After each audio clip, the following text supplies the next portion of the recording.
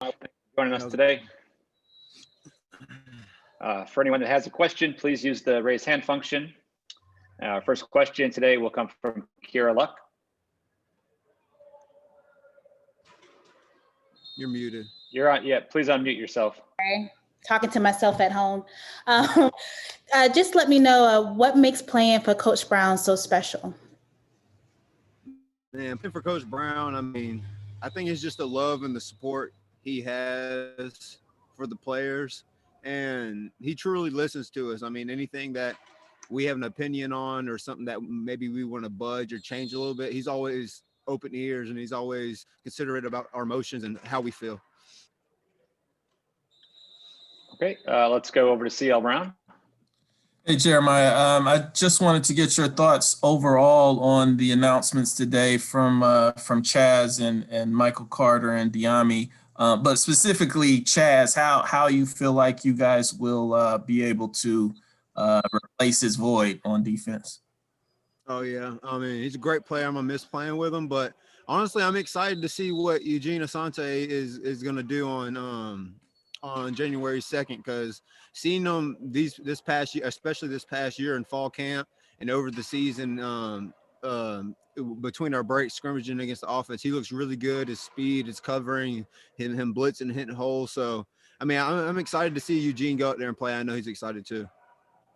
And did this at all, are you surprised by it? Did you know that, did maybe Chaz hint at maybe doing this earlier, Yeah, me being right there beside him, being inside and close with him. I mean, he definitely let me know. We talked about it. Go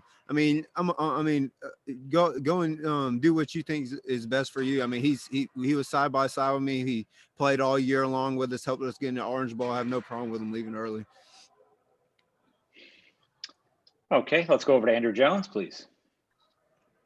And some people might say, oh, gosh, you guys are going to be without these three guys against a really good Texas A&M team. But at the same time, isn't it a really cool opportunity for some other guys to step up? You just mentioned Eugene, and kind of it will help you guys for next year.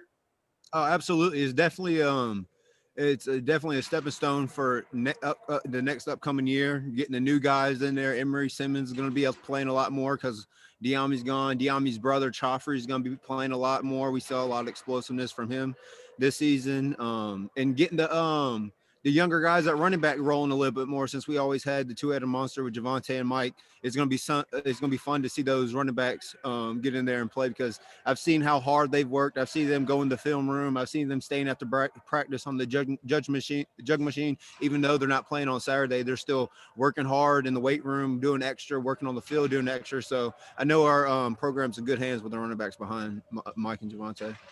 Mac told us yesterday he wanted to make sure that you guys watched the bowl unveiling on TV together. What was your personal reaction when you saw that you guys were going to be in the Orange Bowl against the number 5 team, especially considering where you were 25 months ago?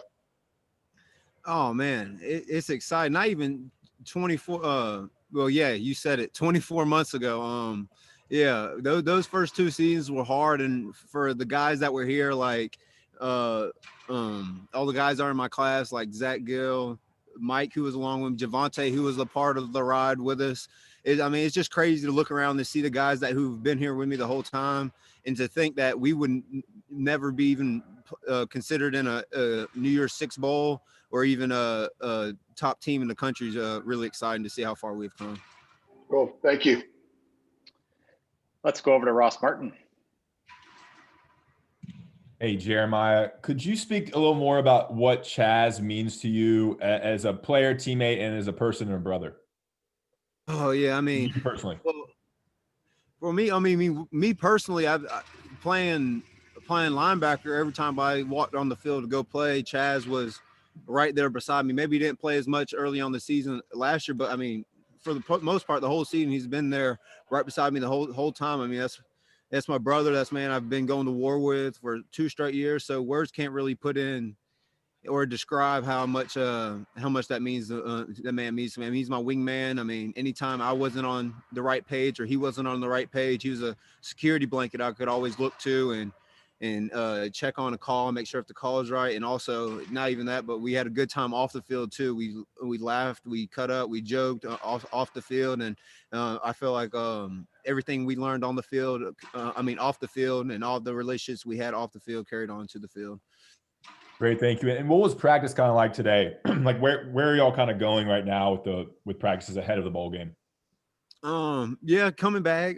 We had a good physical practice at the end of practice today, trying to get our feet back wet again, get the pads popping again, and really just for the guys to look and see what the guys who have left are going to bring. We saw great catches from Joffrey today. We saw British coming out of the backfield, made some good catches out of the backfield. Josh making good catch out of the backfield, and just communicating with Eugene and making sure Eugene's on the right page, and just communicating with defense and getting back on the page since we've been off for the past week or so.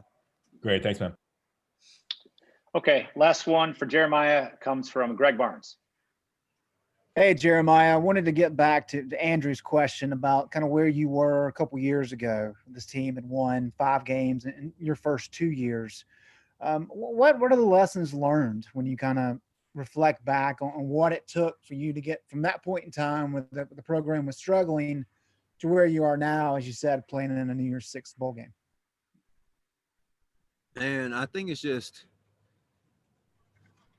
the group of guys that we have here is I feel like the team chemistry is better than what we've had 2 years ago. It was good 2 years ago, but to see a team to go through what we've been going through this whole year, and to come out here, nobody's loafing around on our first day back. You think some people would be loafing around, dropping balls, being off for a week or so, going back home. But guys are coming back out here. They're wanting to practice. They're wanting to play, and that's something I see more this year and last year than I have seen years before. Guys are having fun playing ball. Guys are having fun playing ball with each other and communicating, making plays. So I feel like that's just the biggest difference. Everybody's just bought in, and everybody's selfless. Everybody's gonna do for the team, and I think that's just the biggest jump we've made over these past 2 years. And I know the immediate goal is obviously to win the Orange Bowl, but in terms of kind of looking ahead to 2021, what's the next step for this team? I think we can be the best team in the country. It's just up to us, and it's up to us coming out on fire every single game, and offensively and defensively being on the same page. I feel like when we're offensively and defensively on the same page, and we both come out hot, I feel like we're a really hard team to beat. Thanks, Jeremiah. Okay, Jeremiah, thanks for your time. We appreciate it. Hey, Tomon, thanks for joining us today. Doing well, thank you. First question for Tomon comes from Andrew Jones. I've got to remind you that you're like the oldest guy, or one of the oldest guys in the group. You have seen this program go through some pretty dramatic changes since you arrived. What were your thoughts yesterday when you saw you guys that were unveiled for the Orange Bowl after kind of the ride that you've been through at UNC? I was ecstatic to see that we're going to the Orange Bowl. I felt like this team and this senior group especially has been through a lot here. The 2-9 season, I feel like we just built something from the ground up, and then we deserve to make it this far. And with 3 of the guys opting out, how cool is it that some other players are going to get a chance to step up and fill those roles, and also how it could launch them toward next season? Oh, it's real good. I'm excited to see some of the young guys step up. It kind of gives you like a glimpse of what's going to happen next year. You know what I'm saying? So I feel like it's going to be a huge step for them to get some good game experience, some starting experience actually, and then just prepares them for next year. Cool. Thank you, man. Appreciate it. All right, over to CL Brown. All right, Tomon, what all do you know about Texas A&M? Had you watched them play much during the season, or have you kept up with anything that they've done? I haven't watched live games, but we have film, so I've been studying them a lot so far since we knew that we were playing them, and it's like they're a really good team. They got a strong front, both on the offense and defensive side of the ball. I think they have a good game plan week to week. They kind of attack teams' weaknesses, and that's just their approach, and they do it well. And what do you feel like is going to be, when you guys huddled up and Chaz Surratt, that huddle, making calls or talking up players. What do you feel like is going to be the main thing you guys will miss with not having Chaz's presence? We just gotta keep the communication up. You know, Chaz was a veteran guy. He a very smart player. He could help give us calls, tell us what he thinks about to happen, this and the third. But behind him, we had Eugene, who's also a smart player. I think he'll be able to fill his shoes pretty well this game. And we also have me, Gemmel, and some of the other older guys on the defense to help out. Thanks. Okay, let's go to Luke Buxton. Up Tomon. They announced that you won the Bill Coleman Award for Outstanding Achievement in Academics, Athletics, and Leadership award Jake won last year. And this year they said it was voted on by the players. Kind of what did that mean to you to receive an award, kind of that magnitude, not only about kind of your play on the field, but also your character and leadership abilities?